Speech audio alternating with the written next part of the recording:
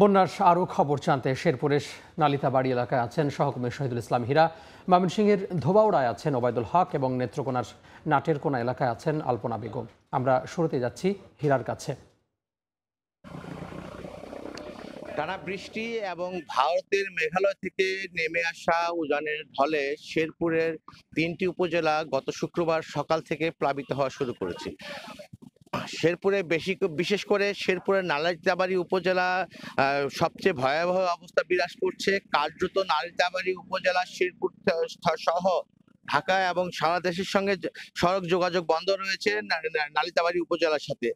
আমি এই মুহূর্তে দাঁড়িয়ে আছি শেরপুরের নালিতাবাড়ী উপজেলার নাকুগাঁও এবং ঢাকা নাকুগাঁও স্থলবন্দরের সাথে ঢাকার সংযোগ সড়কের মহাসড়কে আমি দাঁড়িয়ে আছি। এই মহাসড়কে এখন পর্যন্ত বিভিন্ন জায়গায় 1 ফুট 1.5 ফুট পর্যন্ত পানি রয়েছে। এইখানে বিভিন্ন রকম যানবাহন চলাচল করছে, ঝুঁকি নিয়ে যানবাহনগুলো চলাচল করছে। আমি কিছুক্ষণ আগে নালিতাবাড়ী উপজেলা নির্বাহী কর্মকর্তার সাথে কথা বলেছি। তিনি আমাকে জানিয়েছেন নালিতাবাড়িতে বা বানবাসী দুর্গত লোকদেরকে নিরাপদ আশ্রয় আনার জন্য 123টি আশ্রয় কেন্দ্র খোলা হয়েছে। তার মধ্যে যে আশ্রয় কেন্দ্রগুলো আশেপাশে বানবাসী লোক রয়েছে সেই সেই এলাকায় লোকজনগুলোকে আশ্রয় কেন্দ্রে নিয়ে আসা হয়েছে। আশ্রয় কেন্দ্রগুলো বিশেষ করে আশ্রয় কেন্দ্রগুলোতে ঔষধের সংকট দেখা দিয়েছে এবং আমি দেখতে পেরেছি সরকারি এবং বেসরকারি বিভিন্ন স্বেচ্ছাসেবী সংগঠনের পক্ষ থেকে নালিতাবাড়ি বিভিন্ন এলাকায় ত্রাণ সরবরাহ করা হয়েছে। এবং একটা জিনিস আপনাকে জানিয়ে রাখি, শেরপুরের নালিতাবাড়ী উপজেলা এবং নালিতাবাড়ী, ঝিনাইগাতি এবং শ্রীবর্দী উপজেলায় 6086টি মাছের ঘের তলিয়ে গেছে। এই মাছগুলো সমস্ত পুকুরের মাছ তলিয়ে গিয়ে একেবারে নিঃস্ব করে দিয়েছে মাছ ব্যবসায়ীদেরকে। তো শেরপুরের বন্যা নিয়ে এই ছিল আমার কাছে সর্বশেষ তথ্য। আমরা এখন চলে যাচ্ছি ময়মনসিংহের ধোবাউড়ায় আছেন আমাদের সহকর্মী ওবায়দুল হক, তার কাছে। বৃষ্টি নামলেই আতঙ্ক ভর করছে ময়মনসিংহের হালুয়াঘাট এবং ধোবাউড়ার বানবাসী মানুষের মধ্যে। কারণ গত রাতের যে অঝোর ধারায় বৃষ্টি নেমেছে, সেই বৃষ্টিতে কিন্তু মানুষের দুর্ভোগ আরও বাড়িয়েছে। পানি বৃদ্ধি পেয়েছে, নতুন নতুন এলাকা গড়ভারি আরও প্লাবিত হয়েছে। এবং যে বাড়িটিতে আমরা সকালে দেখেছিলাম যেখানে হাঁটু পানি, সেখানে এখন কোমর সমান পানি। অর্থাৎ বাড়িঘর কিন্তু একের পর এক বাড়িঘর তলিয়ে যাচ্ছে, পানি বৃদ্ধি পাচ্ছে। মানুষজন যারা গত 3 দিন এখানে থাকতে পেরেছেন তারা কিন্তু আজ এখানে থাকা সম্ভব হচ্ছে না, যার ফলে তারা ছুটছেন আশ্রয় কেন্দ্রগুলোতে। তবে এই যে উপজেলা দুটিতে এত পরিমাণ পানি, এত পরিমাণ এই পানি কিন্তু তারা কখনো দেখেননি, যার ফলে তারা বলছেন যে এখানে কখনো নৌকার প্রয়োজন হয়নি।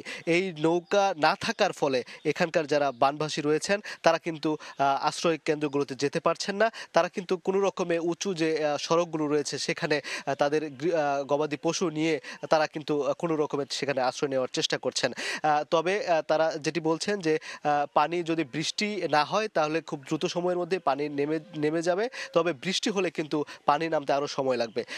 আমরা হালুয়াঘাটে বিভাগীয় কমিশনার ত্রাণ বিতরণ করেছেন। তিনি যেটি জানিয়েছেন যে বিভাগে শেরপুর এবং ময়মনসিংহে 58টি আশ্রয় কেন্দ্র খোলা হয়েছে, যেখানে আসলে তারা ত্রাণ সহায়তা পৌঁছে দিচ্ছেন সরকারিভাবে এবং বেসরকারিভাবেও যারা আছেন তাদেরকেও আহ্বান জানিয়েছেন যেন সম্মিলিতভাবে এই দুর্যোগ আসলে মোকাবেলা করার জন্য সম্মিলিতভাবে যেন কাজ করে এবং মানুষজন যেন সকলের পাশে দাঁড়ায়। এবং এই যে মানুষের দুর্ভোগের চিত্র, যারা রান্না করতে পারছেন না, যারা খেতে পারছেন না, তারা হাহাকার করছেন ত্রাণের জন্য। কিন্তু এই যে 20 মেট্রিক টন ত্রাণ সহায়তা 2 উপজেলার জন্য, সেটি কিন্তু এই লক্ষাধিক মানুষের জন্য কিন্তু একেবারেই অপ্রতুল।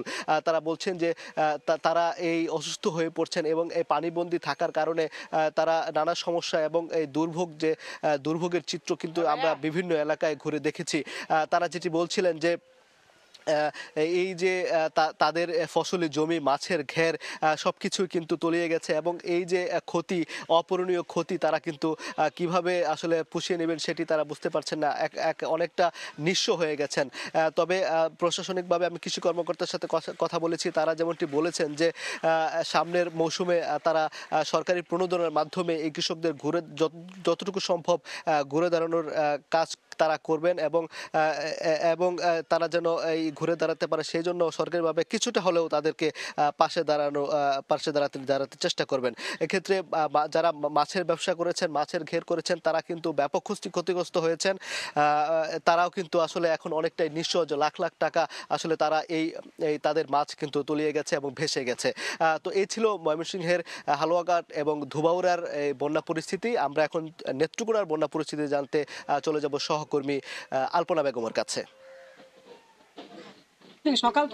আজকে সকাল থেকে যে 10টা থেকে যে নদীর কংস নদীর পানি বিপদসীমার 15 সেন্টিমিটার উপর দিয়ে প্রবাহিত হচ্ছে এবং সে কারণে যে উপচে নদীর যে তীরবর্তী এলাকা আছে, যে নেত্রকোনার পূর্বধলা, একদম খুব ভয়াবহ পরিস্থিতি আকার ধারণ করেছে। আমরা দেখছি যে সময়ে সময়ে পানিটা বেড়েই চলছে, এত চাপ বৃদ্ধি পেয়েছে এবং এই যে ময়মনসিংহের ধুবাউড়া এবং এই যে শেরপুরের থেকে বুগাই নদী দিয়ে যে কংস নদী দিয়ে পানিটা আসছে, সেই পানির চাপ কিন্তু এখন নেত্রকোনার দিকে পড়েছে এবং এই যে নিমজ্জিত হয়েছে নাটেরকোনা, পূর্বধলা উপজেলার নাটেরকোনা, জারিয়া সহ বেশ কিছু এলাকায় পানি, ঘর বাড়িতে পানি উঠে গেছে। এমন কিছু কিছু জায়গায় যেখানে এই হাঁটু পর্যন্ত পানি ছিল সেই জায়গাগুলোতে কোমর পানি হয়ে গিয়েছে এবং দেখা গেছে যে জারিয়া যে রেল লাইনটি, সেই রেল লাইনটি পানিতে নিমজ্জিত হয়ে পড়েছে এবং এখানকার যে কিছু মানুষ আছেন তারা হচ্ছে আত্মীয় স্বজনদের কাছে নিরাপদ আশ্রয়ে এই সন্তানদেরকে পাঠিয়ে দিচ্ছেন। অনেকেই আবার যে ঘরের জিনিসপত্র রয়েছে সেই জিনিসপত্রের জন্য নিজেরা তাদের বাড়ি ঘরে থেকে যাচ্ছেন, যে কারণে তাদের হচ্ছে রান্না খাওয়া বন্ধ হয়ে গেছে এবং পানির যে এই তীব্র ভাবে পানিটা বেড়ে চলছে, মানে এই পরিস্থিতি কিন্তু চলমান এবং এটা থাকলে যে পরিস্থিতি আরো ভয়াবহ আকার ধারণ করবে। দেখা গেছে যে এলাকাবাসী মিলে আরো কিছু বাঁধ আছে যেগুলো, সেই বাঁধগুলোকে কেটে দেওয়ার চেষ্টা করছে যেন পানিটা ধীরে ধীরে নামতে পারে। কিন্তু এখানকার মানুষ যেটা বলছে যে আসলে কংস নদী এবং এই যে সোমেশ্বরী নদী বা উবদাখালী নদী, যে পাহাড়ি যে নদীগুলো রয়েছে সেই সীমান্তবর্তী নদীগুলো হচ্ছে ধারণ ক্ষমতা কম এবং এই ধারণ ক্ষমতা কম থাকার কারণে যে এই যে ধুবাউড়া নদী, যে নেতাই নদী, যে নদী দিয়ে পানি এসে এভাবে এই চাপ সৃষ্টি করেছে এবং হাজারো মানুষ পানিবন্দী হয়ে পড়েছে। সকাল থেকে পানি বাড়তে এই পরিস্থিতি ধারণ করেছে। এখন পরিস্থিতি সত্যিকার অর্থে খুবই ভয়াবহ আকার ধারণ করেছে এবং এই পানি যদি এভাবে বাড়তে থাকে তাহলে আরো বিপর্যয় ঘটবে। কিন্তু এখানকার যে আজকের যে পরিস্থিতিটা, যদিও বৃষ্টি কম কিন্তু পানির চাপ কিন্তু কম না। যে তারা বলছেন যে ওখান থেকে এই ময়মনসিংহের যে পানিগুলো সেগুলো আরো সরে আসতে তো আরো ভয়াবহ আকার ধারণ করবে, যে পানিগুলো যে হারে আসছে সেই হারে নামতে পারছে না, এটা একটা সমস্যা।